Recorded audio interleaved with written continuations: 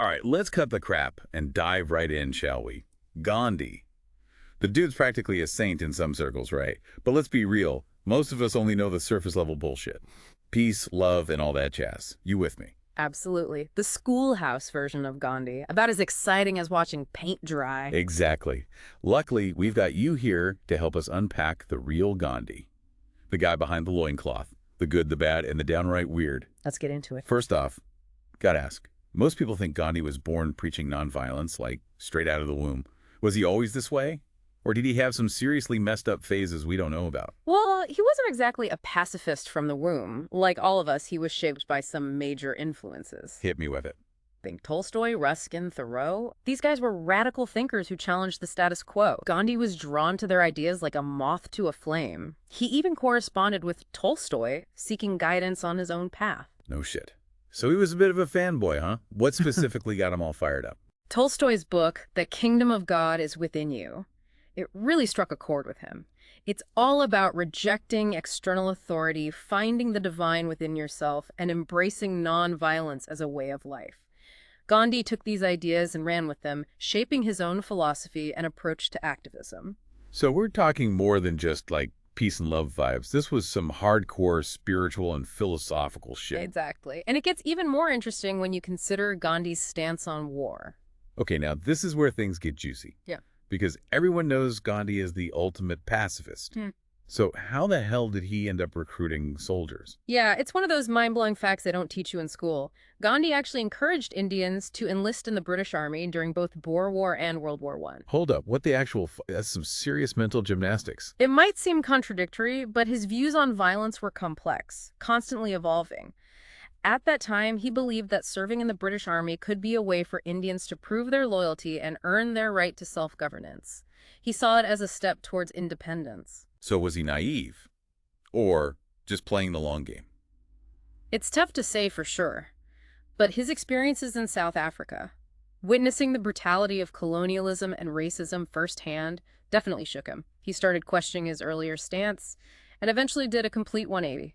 Rejecting any form of violence. Sounds like a major wake-up call. So how did he go from recruiting soldiers to leading a nonviolent revolution? This is where Satyagraha comes in. It's not just passive resistance, it's a powerful force rooted in truth and self-discipline. Okay, break it down for me. What the hell is Satyagraha, and how does it work in the real world? Think of it as a strategic, carefully orchestrated campaign of civil disobedience. Boycotts, protests, mass demonstrations, all done without resorting to violence, requires immense courage and a willingness to endure suffering to expose the injustice of the oppressor. So no punching Nazis in the face, just taking the punches and hoping they feel bad about it. It's not about hoping they feel bad. It's about appealing to their conscience and exposing the truth of their actions. Gandhi believed that through Satyagraha, you could awaken the moral sense in even the most hardened oppressor. Well, it worked, didn't it?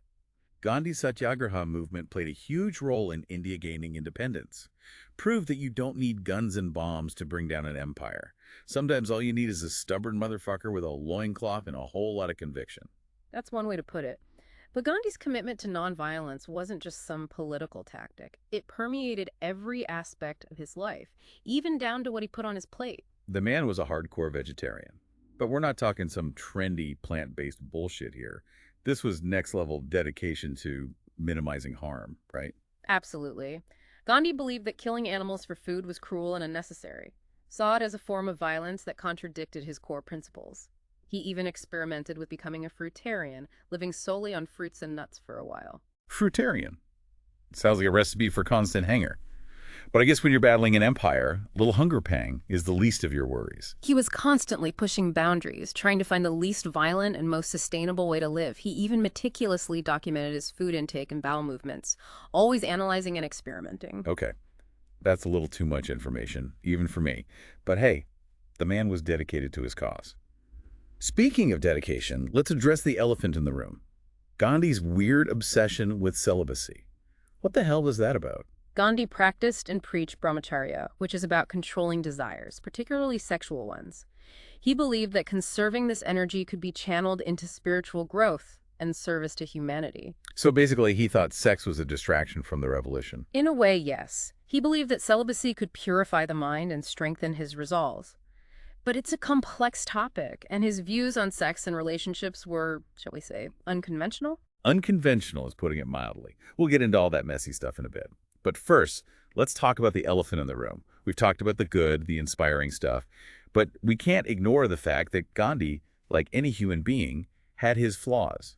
Some of them pretty damn major. You're right. We need to address the more controversial aspects of his life, the stuff that doesn't make it onto the motivational posters. Exactly. Because if we're going to do a deep dive, we got to be honest about the whole picture, even the parts that make us uncomfortable. So buckle up, Buttercup. We're about to wade into some murky waters. Let's start with the caste system. Yeah, that whole system is fucked up beyond belief. How did Gandhi, a guy who preached equality, deal with that shitstorm?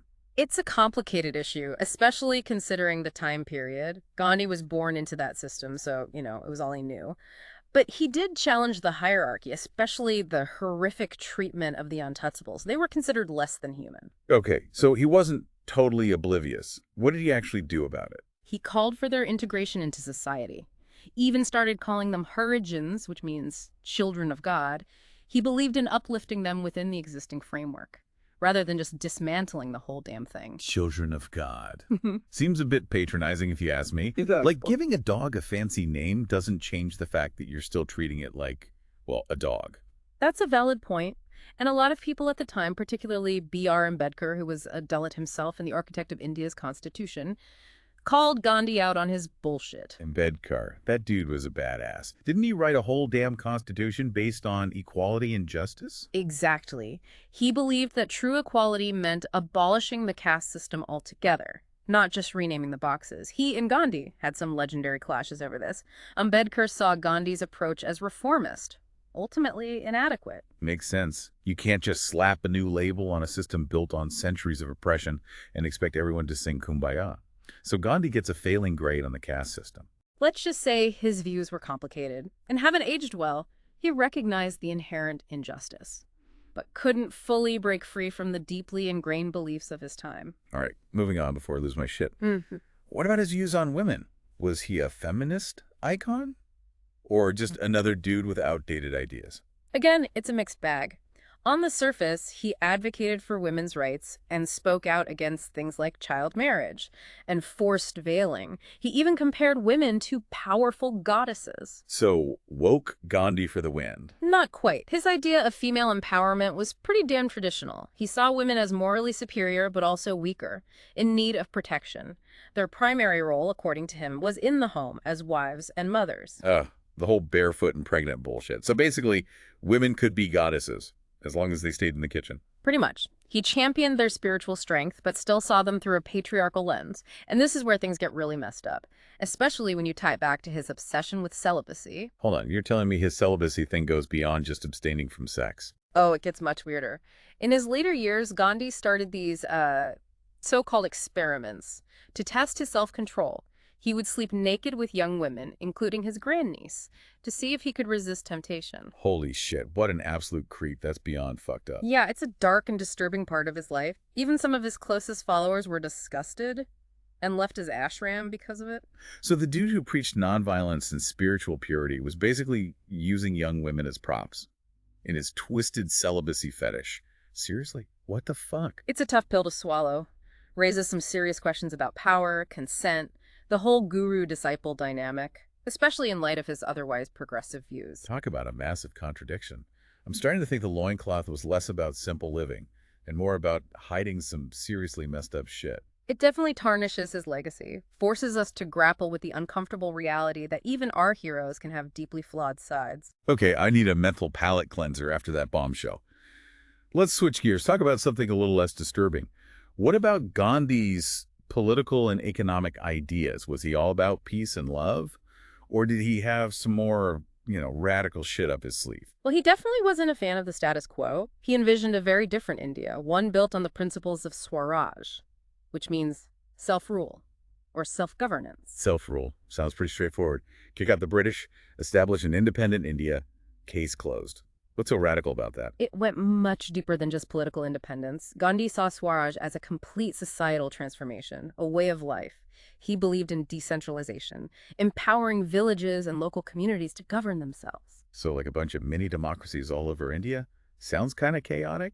It's also kind of cool. He envisioned a society based on cooperation, nonviolence, and simple living. He wasn't a fan of heavy industrialization, thought it alienated people from their labor and the land. So no mega factories or Amazon drones delivering packages to every village. Was he talking full on like primitivism? Not quite. He believed in appropriate technology, tools and systems that serve the community without causing harm. He wanted progress, but not at the expense of people or the planet. Sounds like he was way ahead of his time, Yeah. like a proto-environmentalist. Absolutely. His ideas resonate with a lot of modern movements focused on sustainability and localism. He was deeply skeptical of centralized power, whether it was in the hands of the British Empire or a massive bureaucratic state. So basically, he was all about sticking it to the man, no matter who the man was. You could say that. He believed in the power of individuals and communities to shape their own destiny, free from external control. He even questioned the need for a standing army, believing that a society rooted in nonviolence would be strong enough to resist any threat. Hold on, no army. That's Yeah. either incredibly naive or ballsy as hell. It definitely goes against conventional thinking. But Gandhi was never one to shy away from a challenge, even when it came to national defense. He truly believed in the power of satyagraha to overcome any obstacle. Okay, got to give him props for sticking to his principles, even if they sound a little crazy. But let's be real, given what we learned about his celibacy experiments, maybe national defense wasn't his strongest suit.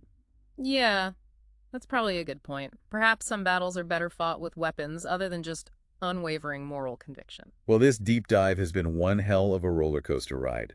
Gandhi, the man, the myth, the legend. He's definitely a lot more complex than the history books let on. Inspiring, flawed, brilliant, creepy all, wrapped up in one bedsheet-clad package. So what's the final verdict? Was he a saint or a sinner? That's the million-dollar question, isn't it? And I don't think there's an easy answer. Gandhi was a product of his time, with all its complexities and contradictions. We can't judge him solely by today's standards, but we also can't ignore the harmful aspects of his life. So we're left with more questions than answers. Sounds about right.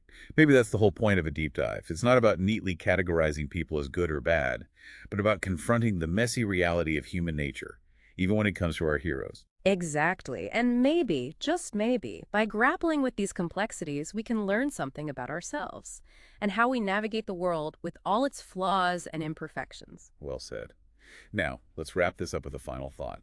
What's one key takeaway you think our listeners should ponder after this deep dive into the complicated world of Gandhi? I think the biggest takeaway is that we need to be wary of hero worship. Gandhi, for all his accomplishments and inspiring ideals, was still a human being, with flaws and blind spots. Yeah, it's easy to put people on a pedestal, right? Right. Especially when they achieve incredible things. But the truth is, nobody's perfect. And sometimes those imperfections, they can have some seriously fucked up consequences. Exactly. We need to be critical thinkers, willing to acknowledge both the good and the bad, even when it comes to our idols. Blind admiration can be dangerous. Right, because if we only focus on like the shiny, sanitized version of history, we're missing out on the real lessons, the messy, uncomfortable truths that can actually help us grow and evolve. Gandhi's life is a perfect example of that.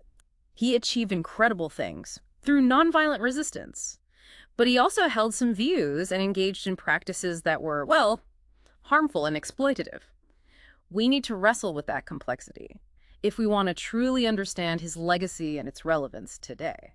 So what you're saying is we shouldn't shy away from the hard questions, even if they make us uncomfortable. We got to be willing to dig deeper, even if it means like tarnishing the image of someone we admire. Absolutely. Because true understanding comes from confronting the whole picture, not just the parts that make us feel good. Well said. I think a lot of people today could learn a thing or two from that approach. We're so quick to judge and condemn based on surface-level bullshit. It's the age of outrage, right? But real change requires nuance, critical thinking, and willingness to engage with complexity. Gandhi, with all his contradictions, he embodies that struggle. He definitely gave us a lot to think about, that's for sure. And not all of it's pleasant. Yeah. But hey, sometimes the truth is a bitter pill to swallow, Red. It's true, but it's also liberating, because once you acknowledge the full picture, you can start to make more informed decisions about the world you want to create. Damn, that got deep. I need a drink. I hear you. This has been a pretty intense deep dive. Intense is one way to put it, but also enlightening. I think I actually understand Gandhi better now. even if I don't like everything I learned about him. That's the beauty of it. We can learn from anyone, even those we find flawed or problematic.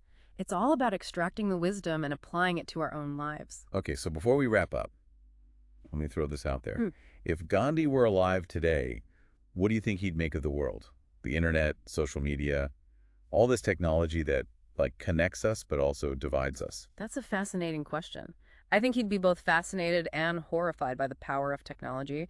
He'd probably see it as a double-edged sword, capable of both amplifying our better angels and unleashing our worst demons. Yeah, that sounds about right. Knowing Gandhi, he'd probably be staging a satyagraha against Facebook or some shit. He'd definitely be challenging us to use technology ethically and to be mindful of its impact on our communities and the planet. Well, on that note, I think it's time to wrap up this deep dive. Big thanks to you for sharing your expertise Oh. and helping us unpack the complexities of Gandhi's life. It's been a pleasure. Always happy to delve into the messy and fascinating world of history. All right, folks, that's a wrap for today. We've explored the highs and lows, the triumphs and the fuck-ups of one of history's most iconic figures. Gandhi might not have been a saint, but he was a damn interesting dude. And sometimes, that's all that matters. Until next time, keep questioning, keep learning, and never be afraid to confront the uncomfortable truths, even if it means toppling a few idols along the way. Word. And remember, peace and love, motherfuckers. But always be ready to fight for what you believe in. Just maybe leave the teenage girls out of it. Okay.